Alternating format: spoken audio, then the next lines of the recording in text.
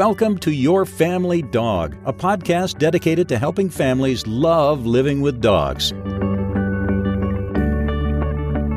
Welcome to the Your Family Dog podcast. I'm Tina Spring, and I'm joined today by my beautiful co-host, Julie Fudge Smith.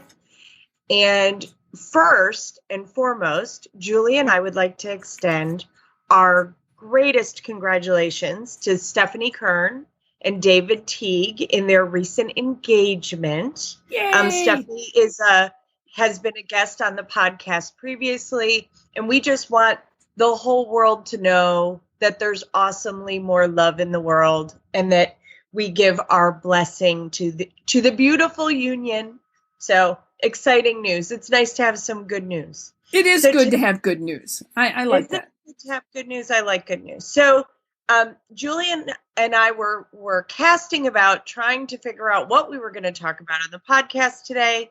And Julie said, hey, the whole dog journal is talking about flea prevention. Let's talk about that riveting topic.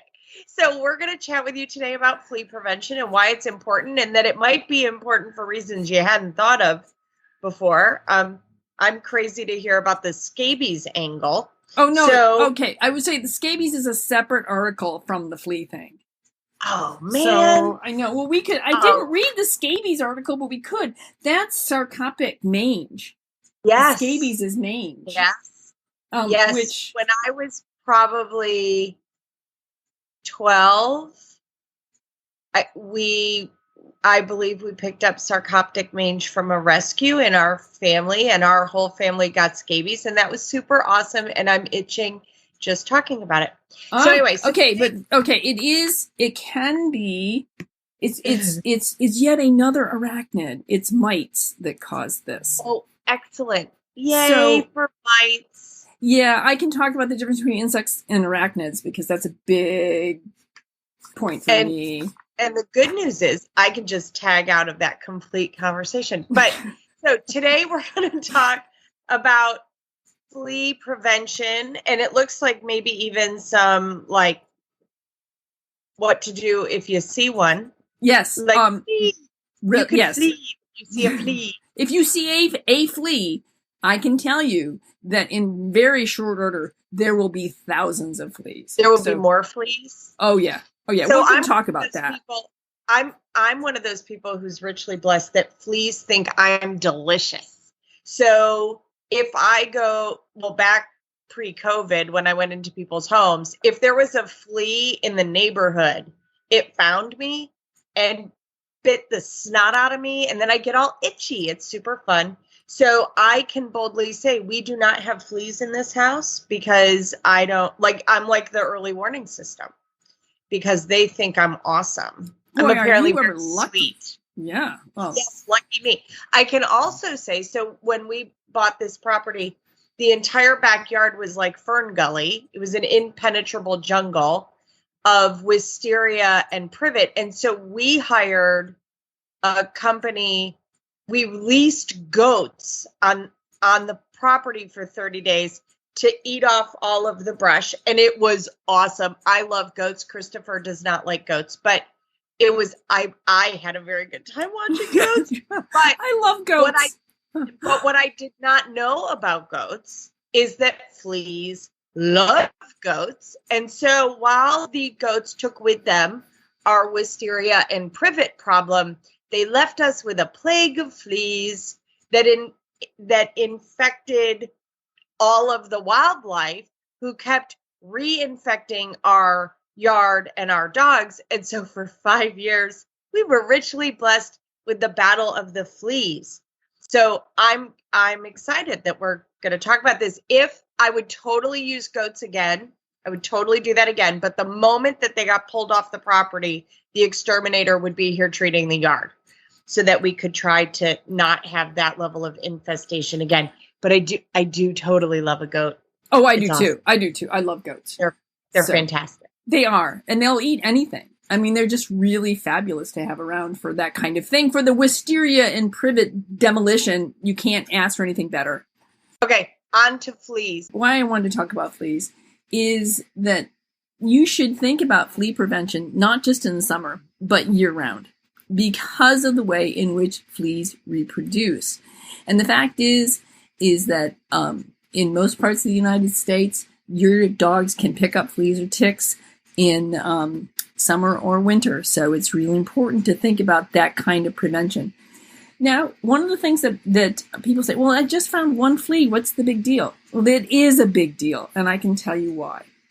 That the why you don't want fleas is another subject. But what I want to talk about is why you want to prevent them right now. And then we're going to talk about the consequences of not preventing them. Okay? So, if you see a flea, that's the least of your problems, because adult fleas comprise only 5% of the flea problem in your home. And the more important 95% of the flea population lives in your home as flea eggs or larvae in your carpet, on your furniture, in your dog bed, in your bed if your dog sleeps with you. Okay? So the problem is, as the Whole Dog Journal so succinctly states, and I quote, a female flea lays approximately 50 eggs a day. That's 50 eggs a day for 20 days, or about 1,000 eggs laid before that one flea dies, right? It takes at least 3 weeks for each egg to go through 3 molts and become an adult. Let's say half are female. So now we have 500 fleas laying 50 eggs a day for 20 days. That equals 500,000 flea eggs laid in your home within 6 weeks of one flea entering your home. Okay, I just all over body shuddered. Yeah. And now, it gets worse. Now my face itches. Yes, well, it's going to get worse. The female half of these 500,000 fleas will lay 50 eggs a day, and before you know it, you are up to 12.5 million flea eggs in your home. Okay, this is terrifying. Like, why are you enjoying this so much? Well, I'm not enjoying it. I find it fascinating and terrifying at the same time. It's Fleamageddon. Yes, it is. And so what you really want to do, if you see a flea, you need to act immediately to start eradicating fleas. Okay? Now, luckily, there's lots of ways you can do to prevent fleas from happening in your house and to eradicate. I learned this from my vet. He has a little sign in his office. One of the most effective ways to get to fleas is vacuuming. All of the flea life cycle, the egg, the larvae, and the adult, they don't like vacuums. And so if you why? Like but you need to be thinking in terms of heavy duty vacuuming every day. And you need to be thinking in terms of getting underneath, because since the flea larvae don't like light, you have to think in terms of getting underneath sofas and counters and chairs and that kind of stuff, because that's where they're going to migrate to.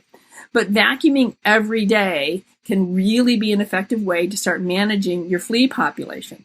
Okay. The other thing you can do is make sure that you wash anything that the dog sleeps on, like his bedding or your bedding, in hot water to help eliminate things. You do know that this is the Your Family Dog podcast, and these poor people are busy and have like children to chase around. Like, are you trying to sell Roombas? Well, what I would tell you is I have had a flea infestation, and I have vacuumed every day for what seemed like an eternity, and it did make a difference. It really did. I mean, let's put it this way. I am not asking you to vacuum your house thoroughly every day for the rest of your life. I'm asking you to concentrate on doing this for, I don't know, several weeks, but it's not for a lifetime. But one of the things is I was going to say too, is that if you are not opposed to using some sort of insecticide, because fleas, by the way, now this is my time for my little riff here on the difference between an arachnid and an insect. Okay, an insect has 3 body parts, 6 legs, and generally has 2 sets of wings. Fleas are a wingless insect. Mites And ticks, by the way, are arachnids. They have two body parts, a cephalopod, a head, and a cephalothorax, and an abdomen, and they have 8 legs. Okay, they are not insects. They are not bugs. They are arachnids, or they're both in the order Arthropodia. But anyway, they are not insects. So, but that's just my little riff from being an entomology major in college. So, why do we care about fleas? Well, fleas are more than just irritants. Okay, one of the things is, and you have given us your testimony that if you are bitten by a flea, it hurts and it itches. They secrete a histamine in their saliva when they bite you, right? And that is what causes that itching. Some dogs have flea dermatitis, which means that they are allergic, and one flea bite can cause just incredible discomfort and pain and sort of out like one giant hot spot on this dog. So unless you want your dog to be totally uncomfortable, flea prevention is incredibly important. But beyond the fact that they cause incredible discomfort for both humans and dogs, they are also nasty purveyors of really awful diseases. If your dog eats the flea that he's been biting at because it's scratching, he can get tapeworms. Always fun. But fleas also carry things like bubonic plague, typhus, cat scratch fever, and Bartonella, the bacteria, that's what causes cat scratch fever. But there's Rickettsia bacteria that causes fever and systemic illness. Oh my goodness, this is really gross. Flea-borne diseases you're likely to see in this day and age include parasitic larvae that infect the eye and skin. So it's a really good thing to not get fleas, and if you have fleas, to eradicate them in order to prevent some transportation of really nasty illnesses. So there you go, Tina. You want to talk about preventatives? Sure. Right. So I as much as I try to be very, very careful about our dogs' health and intake of things, we use regular flea and tick prevention and heartworm protection. And I try to educate myself as best I can.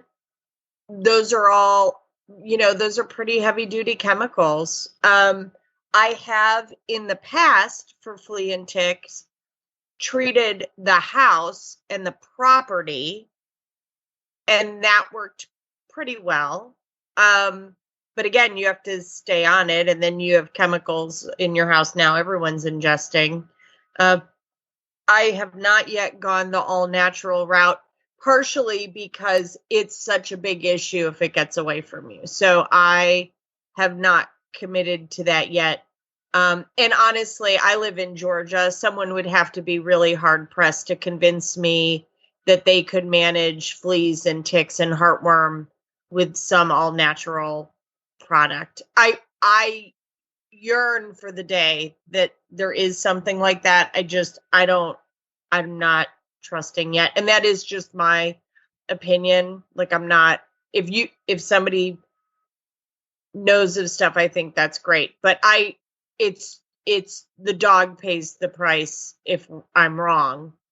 Not only that, but you could pay the price. Right. If you're wrong. Right. And one of the things about flea prevention is you're right. I think what most people are using these days are probably sort of oral products. There's NexGard, Bravecto, Simparica.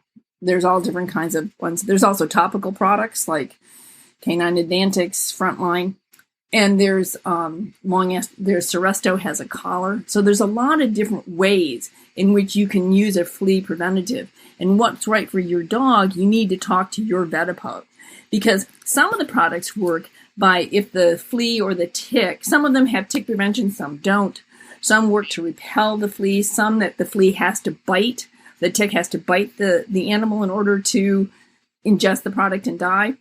If your dog has flea dermatitis, and so the bite of a flea causes what you have to use, right? Absolutely. Because you use something that is so I have been told, and there may be new products now since I was told this, but Comfortis is your choice if you have a dog with flea allergy dermatitis, because the action that it uses to kill off the flea doesn't involve the flea going into convulsions and biting the dog a whole bunch of times. Pesticides used for flea prevention or treatment, part of the death of the agony that the poor little flea goes through is they go into convulsions and they bite the dog a bunch. And flea allergy dermatitis is actually a dog who's allergic to flea saliva, as I understand it. So, which apparently is what I'm allergic to too. Apparently I'm allergic to flea saliva. Lucky me. So, I wonder if there's a test they can do for that. What, do they put you in a room with a whole bunch of fleas and see what happens? Okay, I thought we were friends. Like, you're making me itchy with this whole conversation. And then you're like, oh, and by the way, let's put you in a bathtub filled with fleas and see how that goes. So did you know that cat fleas and dog fleas are different? You know, I wouldn't be surprised, but I can't say that I knew that positively. So they are. So the bigger black fleas are dog fleas, and they it's my understanding, spend most of their time on the dog. Cat fleas are those little teeny tiny brownish red ones, and those spend most of their time in the environment. So depending on which one you have, you treat them differently. So I thought that was fascinating. That is fascinating. I don't think I knew that. So yeah, that is good to know. Yes. I have a good friend who is an exterminator who gave me all sorts of education on fleas. Now, my understanding too is I think there is a flea preventative or a flea treatment that kind of like sterilizes the adults so that if they lay unfertile eggs or something. I don't know. I could be wrong about that. So I don't know. I want to say Comfortis. We probably need someone who knows what they're talking about to be on this podcast. But Comfortis, I want to say, does something to the gut of the flea that they can't process blood and get nutrients, and so they just starve and die. It impacts the gut of the flea, which is why there's not convulsions. But yeah, I don't know. I don't know the action. Although the idea of impotent fleas makes me giddy. Right? Yes. And why have we not worked on this with mosquitoes? Like, yeah, I don't know. I could be hallucinating. This might just be a wish on my part. So, so it could be just Julie had a dream. I have a dream of impotent fleas. But there's something in the back of my mind that says, no, I think there is one of these products, and I don't know which one it is. So I can't actually imagine any level of authority. What if they just put all female fleas in menopause and they were just too angry to hook up with their partners? That would be another way. That's right. But the problem is they might end up being hangry. Well, and then slangry because they never get to sleep, and they would only live in cold climates because they can't survive anywhere warm. That's right. So we have these menopausal fleas that bite the crap out of you day and night because they can't sleep. Menopausal fleas. You find them around salty snacks and chocolate. That's right. And wine. That's right. In cold climate, in ski chalets in cold climates, right? So a little disclaimer to people listening to the podcast. So over COVID, a whole bunch of people got dogs and apparently didn't realize that all of those problems that they were seeing niggling away at the edges, that those were getting bigger and bigger and bigger and bigger. And now that people are vaccinated and the world's opening up and it's a bright, sunshiny day, dog trainers are losing our minds because people are bringing us these like really complicated cases. Oh, yes. Oh, yes. There aren't easy answers. And they're like, well, you're the dog trainer. Fix it. That's right. Because I have to go to work next week. Right. Like I have prepared my dog to be alone and I have to travel starting next week. Yeah. And my dog hates anyone new. Or the dog who hasn't been taught how to be contained in any way whatsoever in 14 months. It's super fun. So that's why we're just a little bit loopy. A little punchy. We're a little punchy. Yeah. So anyway, so let's summarize fleas. In the first place, one of the other things is if you decide that there is a spray that she recommends that you can use in your home. She does not recommend bombing your home. She does recommend if you have a bad infestation in your yard, you talk to an exterminator. But if you've got a bright sunny yard, it will probably clear up fairly quickly on its own. But her favorite spray is called Knockout by Verback. And what she says is that used as directed, this product is considered safe.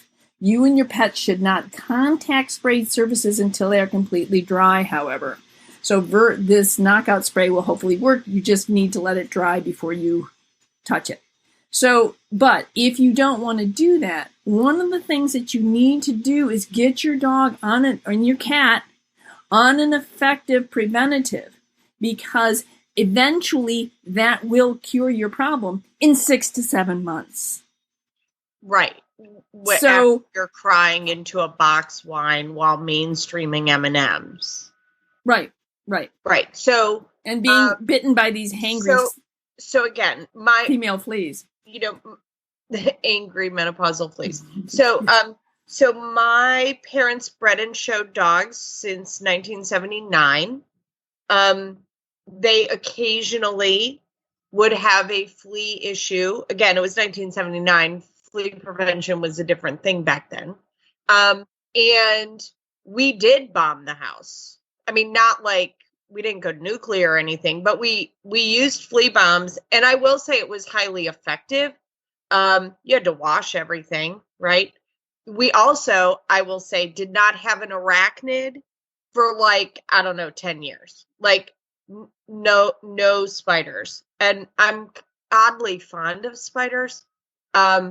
So yeah, I've never used a flea bomb. I kind of view those as going away more like 70s, 80s. I think we have better, with other options that are better. I would agree.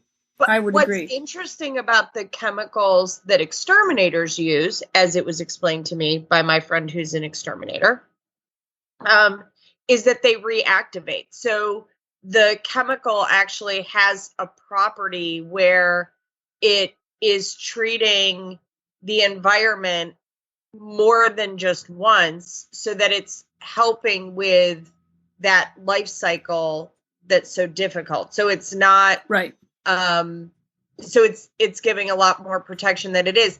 And to be clear, I had birds, right? Birds are crazy sensitive to chemicals, and these chemicals did not hurt the birds, did not hurt my cats or dogs or us, as far as I know. I mean, there's that one dog that has an extra tail, but we don't talk about that. I mean, it had nothing to do with the flea and tick prevention. So, we didn't, I will say, many of the things that exterminators can use are very green products that are designed to, we talk about in dog training being Lima. I think that is happening. That same kind of idea of least aversive in the environment is a thing. You might want to tell them what Lima is, for those who don't know. Lima is least invasive, minimally aversive. Right? So it's not that your dog can't hear the word no. They can, right? We might move the dog to a spot where they're more able to be successful, so we can reward them for making great decisions. Right. So I think we covered fleas pretty well. That if you don't want to use sprays or bombs in your house, and I agree, I don't think bombs are really the way to go anymore. You can get rid of the problem eventually. It just will take longer by using effective flea prevention on all of your pets, cats, dogs. I don't know if guinea pigs get fleas, but anyway, because it will eventually eliminate all the adult fleas, so they're not laying any more eggs. It just takes a lot longer when you do it that way. But you're going to be vacuuming, so that's going to help too. So now with ticks are a little bit different they the thing about ticks is they also, the one reason why you really want to be careful about ticks is they give some really nasty diseases to both humans and pets. Lyme disease probably being the most prevalent across the United States. And having been treated for Lyme disease, Zuzu's had to be treated for Lyme disease. Brad's been treated for Lyme disease. And what I would say is one of the reasons why you want to prevent it is while your dog can be treated and it can be very effective, she did not tolerate doxycycline, which is the antibiotic that's used most often with Lyme disease. So they put her on amoxicillin, which, FYI, is just as effective in the treatment of Lyme disease as doxycycline. It's just not the first preferred one, which I thought was very interesting.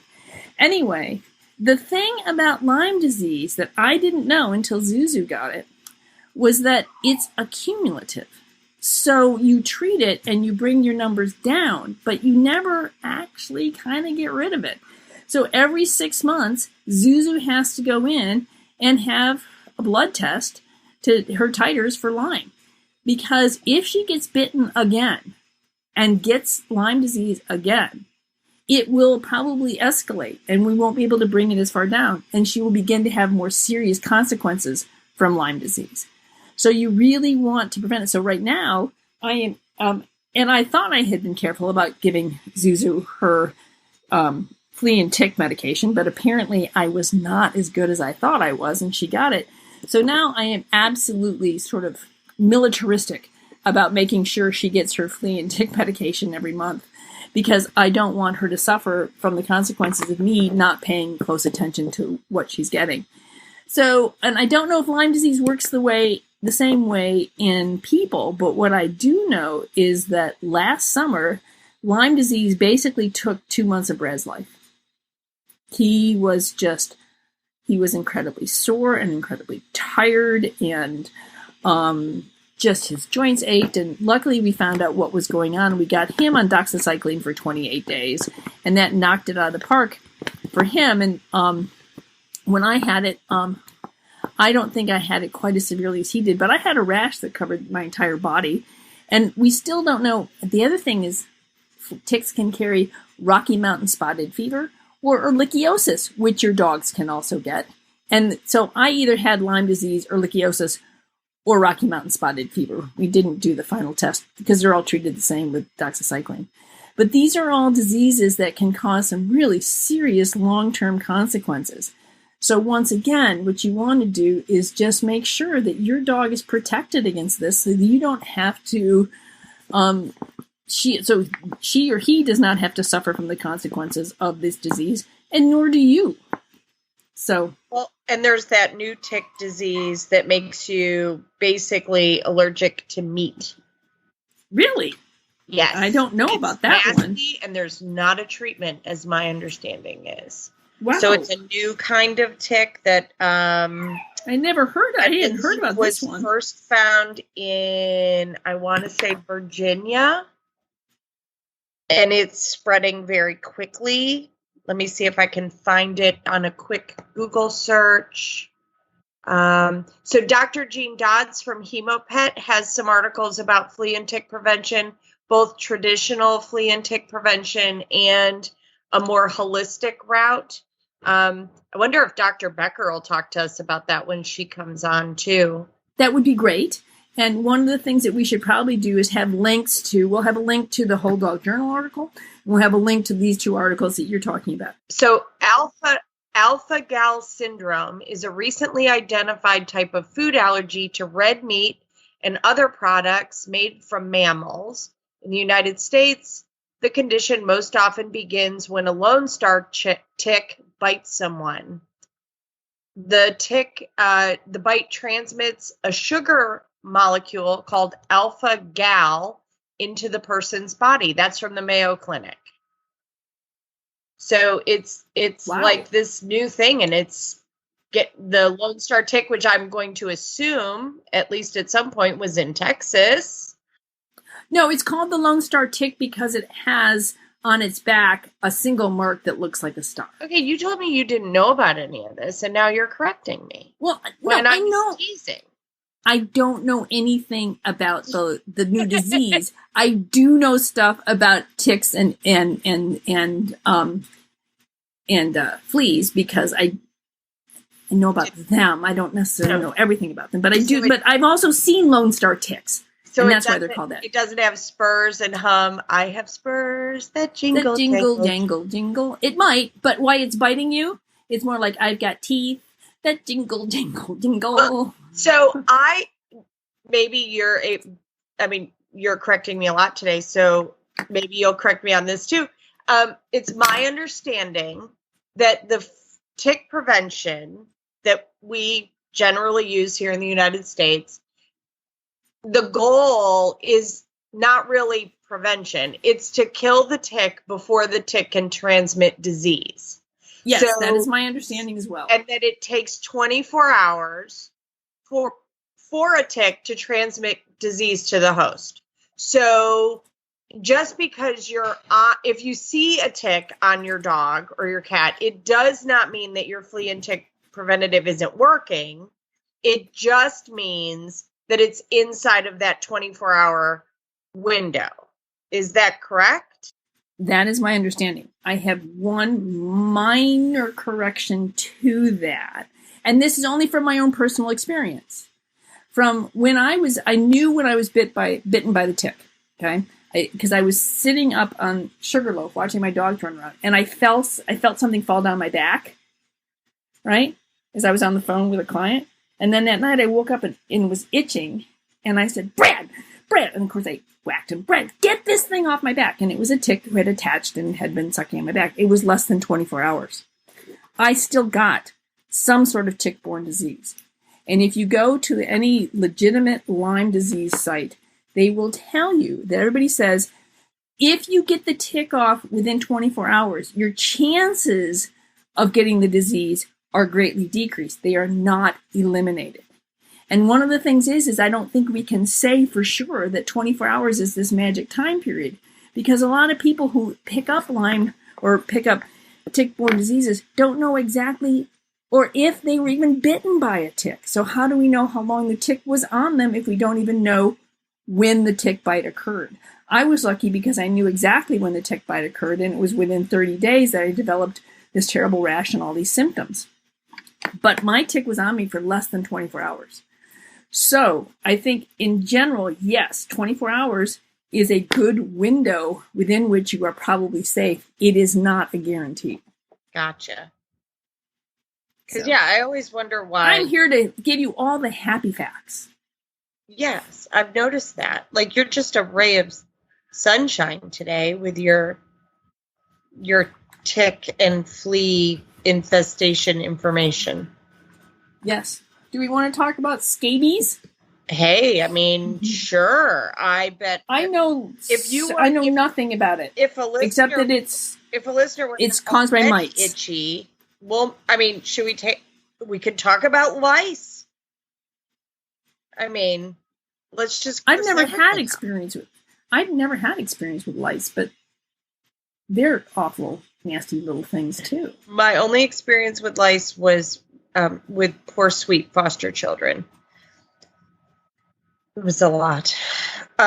So, yes, I'm happy to talk about scabies, having had some experience. It was horrible.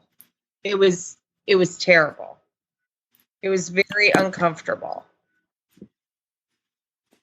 Okay, it says here, and this is the article comes right after the flea article, is sarcopic mange or scabies. It says here, although perhaps not as common today because of advancement in flea and tick preventatives, some of which control for the mange mite, canine scabies should be on the radar for those of us who use a flea preventative that doesn't control for mange mites, or those of us who are forgetful about administering preventative regularly to their dogs. Okay? So, how do you know if your flea preventative has control for mange mites? I guess you take a look at the box or you ask your vet, huh? Yes. I would say yes, that would be the number one way to find out. And I would assume that most of them do. Although I know some people use like diatomaceous earth to... Yes. And I don't know if that does or not. I also know people who use geranium oil as a flea and tick preventative, but you can't put that directly on the dog because it's apparently quite abrasive. You have to put it like on their collar, and it's the scent of it that apparently drives these things away. But you got to be very careful you don't get the oil on the skin of the dog, because that can be an irritant to the dog's skin. Well, in this scabies article, this is where I'm going to say cats are like, you need to clear anything if you have cats in the household, even your dogs. Like the internet can tell you anything, including crazy things. So really, always, crazy stuff. Always check to make sure these things are actually safe for cats and dogs and kids in your household, right? Like hemlock is a naturally occurring substance. It doesn't mean it's safe. Right. And lily of the valley. That's a highly poisonous plant. So anyway, it smells good, but it's highly poisonous. Okay, so do you know how dogs get mites? I have a little answer here for you. No, I do not. Well, it says here, the mite has a host preference for canids, including dogs, with fox and coyote serving as significant reservoirs. If an infected fox sniffs around garbage bins or decking, for example, you may now have mites in your environment. Or your dog sticks his head in a hole that turns out to be a coyote or fox den, and voila, your dog can contract scabies. Then, when she scratches herself, mites drop off into the environment.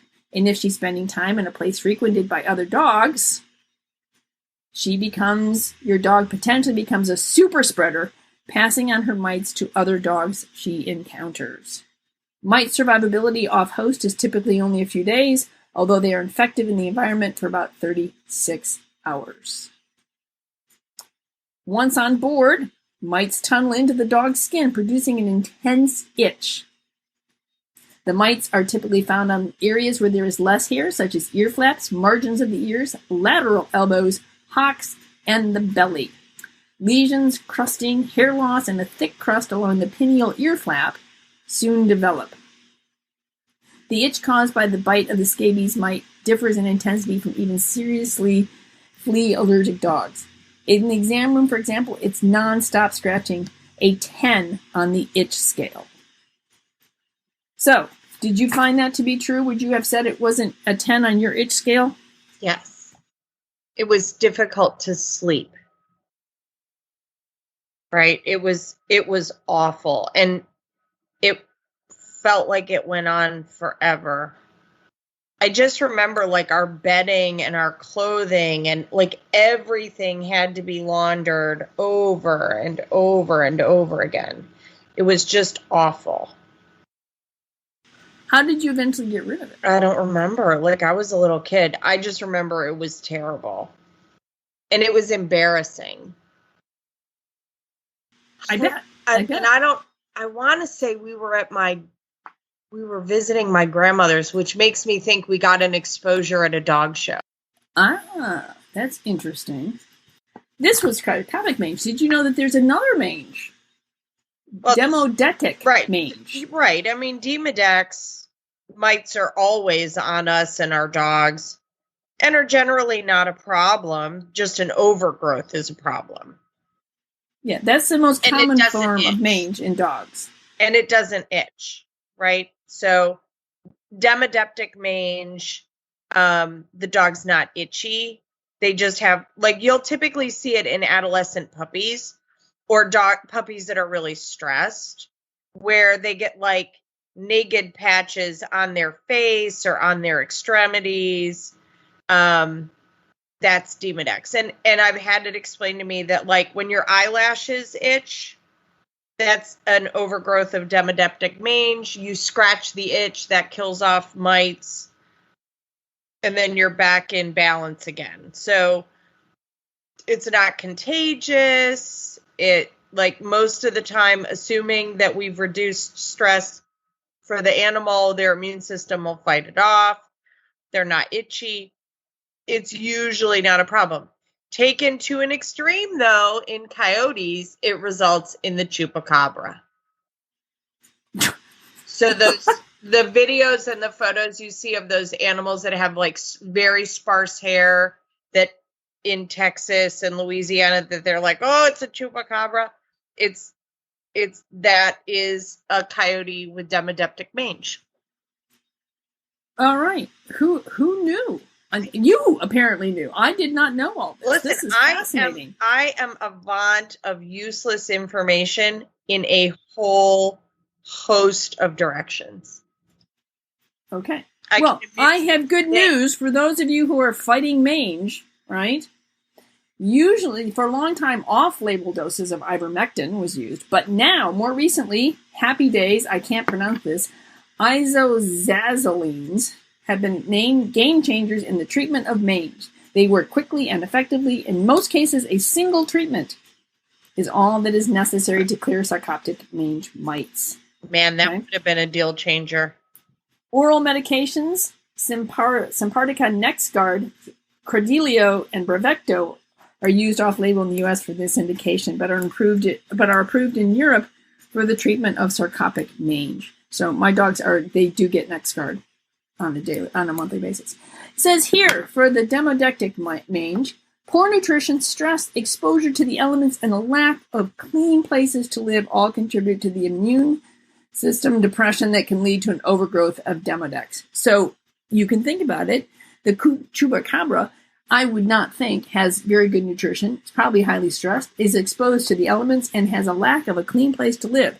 So that in combination with a consistent population of the demodex mites, you have the chupacabra. Right. Wow. Okay. So did you want to talk? So far we covered fleas, ticks, and mites, all of which can probably be controlled effectively in your dog with a good flea and tick preventative. But certainly talk with your vet about what's appropriate for your particular dog. We are not vets. We cannot give veterinary advice, and we certainly can't tell you what's right for your dog. But you and your vet can figure out the best solution to making sure that your dog does not have to suffer from any of these terribly itchy problems.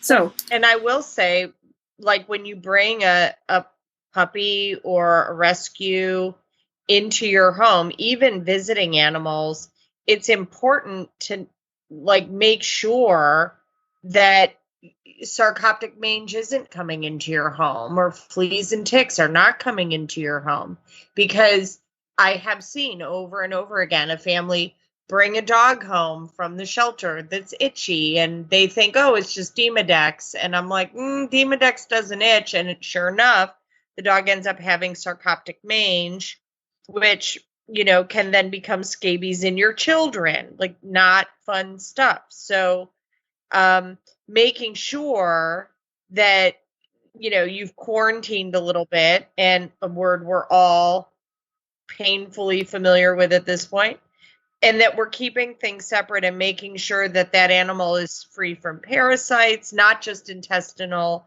but also, topical, is an important part of transitioning that animal into your living space safely and comfortably for everyone. Absolutely. Because, dogs are very successful at living with people, and they don't transmit a whole lot of diseases to us. The problem is they can share parasites with us. And parasites, and that's due to the adaptability of the parasite, which is kind of evolutionarily sort of cool. But not cool in the sense of getting a disease from them. But anyway, I'm just going to leave that aside. Okay, so with that, the only other parasite I can think of we might want to talk about is lice, but I know nothing whatsoever about lice. So if you wanted to talk about lice, we're happy to do so, or we can leave that for yet another podcast. It was really yucky when my kiddos came home from school with lice, and treating it was embarrassing and horrible and sad. Did it transfer to the dogs at all? No. Okay, can dogs get lice? And I was grateful that we apparently caught it early. But yeah, it was yucky. Although again, like I haven't, my kids are My daughter's 31, so it was a long time ago. I'm sure there's better treatment protocols today than there were back then, that, make it easier for parents. But as I remember it, that's why you don't borrow someone else's hairbrush or their hat, or I bring my own helmet. Thank you. I'm not using someone else's helmet, because it gives me the creepers that I don't want lice. Lice is nasty and itchy and gross and embarrassing. Yes. So best avoided. Then. Best avoided. All of this stuff is best avoided. The good news is that even if these things do happen, the vast majority of them are treatable, except for that meat thing, which sounds awful. Not being able to eat red meat and other mammalian products. I don't know what probably would. Yeah, I guess. Well, I don't know. I'm fairly vegan-ish these days, but I do enjoy steak on occasion. So anyway, my doctor would prefer that I go totally vegan for my arthritis, but I can't quite do that. Because if I go totally vegan, then Brad and I simply cannot eat together, because our diets just would not overlap at all. So anyway, I like things like quinoa and stuff, and he doesn't. So anyway, be that as it may, thank you so much for tuning in once again to Your Family Dog, and we hope that we didn't give you all the heebie-jeebies and send you, what I hope is that we did not inflict on you on the first-year medical student phenomenon, which is every time they read about a disease, they think that they have the symptoms. So I hope we don't do that to you. But I do hope that it encourages you to listen to us and to continue to support us and like us on Facebook or wherever it is that you get your podcast. Give us a 5-star review so that others can find us, and they too can learn all about scabies and mange and flea and tick prevention, because these are important things for dogs. And remember, because fleas and ticks, and especially the flea eggs and larvae, would love to live in your warm, comfortable house all year round, don't stop your flea and tick prevention just because the weather gets cold. Well, you need to continue it. And for, our regular listeners, you might want to send us topic ideas so that we stop letting Julie pick topics. Because when I'm like, okay, what are we going to talk about? And Julie's like, let's talk about fleas. Like, if you don't want this kind of content, like, email us, Facebook us, give us ideas of what you want us to talk to you about, so that you don't have to listen to, the difference between an arachnid and an insect. So yes, but these are important. Fascinating. Yes. Anyway, it's a big thing to me. But just ask my family.